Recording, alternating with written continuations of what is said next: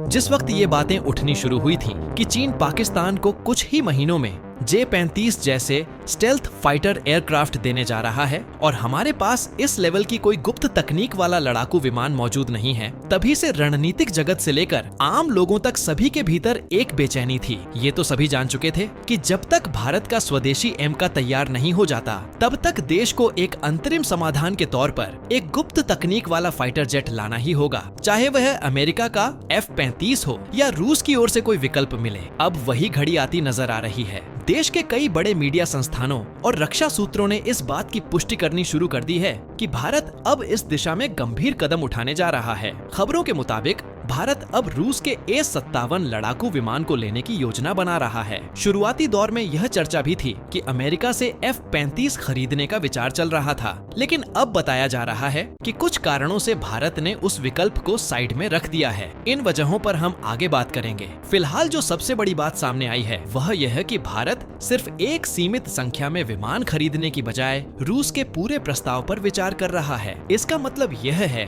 कि न सिर्फ विमान खरीदे जाएंगे, बल्कि भारत को उसकी तकनीक, सोर्स कोड और स्थानीय निर्माण की पूरी छूट भी दी जा सकती है। यह प्रस्ताव रूस की ओर से भारत को ऑफिशियली दिया गया है और अगर भारत इसे स्वीकार करता है तो यह सिर्फ कुछ विमान मंगवाने की बात नहीं रह जाएगी। इसका मतलब ये होगा कि भविष्य में बड़ी संख्या में इन विमानों का निर्माण भारत की धरती पर ही संभव हो पाएगा। हालांकि इसी बिंदु पर एक चिंताजनक पहलू भी नजर आता है। यदि भारत में S-57 का निर्माण शुरू होता है तो यह संभावना बनती है कि सरकार का फोकस और बजट स्वदेशी एमका प्रोजेक्ट से हट सकता है और यही वो चिंता है जो कुछ रक्षा विशेषज्ञों के मन में उठ रही है। कहीं ऐसा ना हो कि एक विदेशी विकल्प की वजह से हमारा खुद का प्रोजेक्ट पीछे रह जाए। लेकिन इस पूरे घटनाक्रम से एक बात तो साफ हो गई है, भारत अब अपने डिफेंस सिस्टम को लेकर सिर्फ प्रतीक्षा की मुद्रा में नहीं रहना चाहता। चाहे चीन पाकिस्तान के समीकरण हो या टेक्नोलॉजी की दौड़, अब भारत खुद को पिछड़े हुए नहीं देखना चाहता। आने वाले महीनों में स्थिति और स्पष्ट होगी, लेकिन इतना तो तय है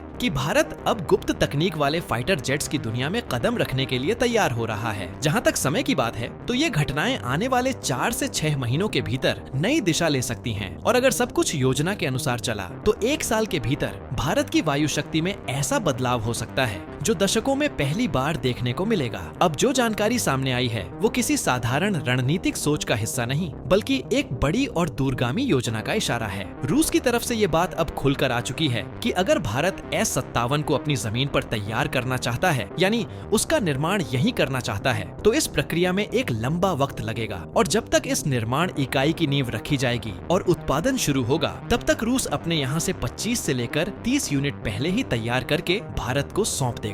अब बात यह है कि भारत को ये विमान आज की जरूरत के हिसाब से चाहिए, न कि 3 या 5 साल बाद, क्योंकि जैसे ही कोई निर्माण इकाई भारत में शुरू होती है उसकी पूरी स्थापना प्रक्रिया में कम से कम 2.5 साल का वक्त लगना तय है। इसका मतलब ये हुआ कि फैक्ट्री बनते बनते 2027 आ जाएगा और उसके बाद करीब 3 साल का समय लगेगा इन लड़ाकू विमानों की मैन्युफैक्चरिंग में, यानी 2030 के आसपास जाकर ही भारत उन्हें वास्तविक रूप से इस्तेमाल कर सकेगा। लेकिन यही तो असल मसला है, उस समय तक तो भारत का स्वदेशी एमका भी तैयार होने की कगार पर होगा। इसीलिए भारत का असली इरादा यही दिखता है कि पहले फेज में रूस से सीधे सप्लाई के जरिए 25 से 30 S-57 को हासिल किया जाए ताकि तत्काल जरूरतें पूरी हो सके। इसके बाद जो निर्माण इकाई भारत में स्थापित होगी उसका मकसद महज 10-15 यूनिट बनाना नहीं होगा, वो तो बड़े स्तर पर उत्पादन के लिए होगी और इसका मतलब ये है कि इन फाइटर जेट्स की संख्या भविष्य में कहीं ज्यादा हो सकती है। यहीं पर सवाल उठता है, जब एमका तैयार होगा तब क्या उसकी जरूरत बचेगी भी? और फिर अगर सरकार बदली तो क्या नीति भी बदल जाएगी? क्योंकि भारत में सत्ता परिवर्तन के साथ रक्षा नीतियों और स्थानीय निर्माण की प्राथमिकता में भी उतार चढ़ाव देखा गया है। ऐसे में कोई नहीं कह सकता कि भविष्य में एमका के साथ क्या होगा। दरअसल आज भारत जिन विकल्पों पर तेजी से काम कर रहा है वो इस बात का संकेत है कि मौजूदा समय में गुप्त तकनीक वाले फाइटर जेट्स की सख्त जरूरत है। अगर चीन और पाकिस्तान इस क्षेत्र में इतने आगे न निकलते तो शायद भारत आज इस तरह की हड़बड़ी में न होता। तब शायद सरकार सिर्फ 30 या 40 राफेल लेकर शांत हो जाती। अब बात आती है अमेरिका की पेशकश की। हाल ही में खबरें आई थीं कि अमेरिका की ओर से भारत को F-35 देने की पेशकश की गई थी। इस पर काफी चर्चा हुई, लेकिन अब लगता है कि भारत उस ऑफर को लेकर आगे नहीं बढ़ रहा है। इसकी वजहें भी हैं जिन्हें स्पष्ट तौर पर बताया नहीं गया, लेकिन संकेत यही है कि भारत फिलहाल रूस के विकल्प को ज्यादा व्यावहारिक मान रहा है। जैसे जैसे दिन गुजरेंगे साफ होगा कि सरकार किस दिशा में जाना चाहती है। लेकिन इतना तय है कि भारत अब एक उन्नत पीढ़ी के लड़ाकू विमान की ओर कदम बढ़ा चुका है और यह फैसला सिर्फ वर्तमान जरूरत को नहीं बल्कि आने वाले दशक की सुरक्षा रणनीति को भी आकार देगा। अब जो जानकारी निकलकर सामने आ रही है वो इस पूरे मामले को एक और दिलचस्प मोड़ देती है। दरअसल ये बात अब लगभग तय मानी जा रही है कि भारत इस समय अमेरिका के F-35 लड़ाकू विमान की पेशकश को गंभीरता से नहीं ले रहा और इसकी जो सबसे बड़ी वजह बताई जा रही है वह एक व्यक्ति है, डोनाल्ड ट्रंप।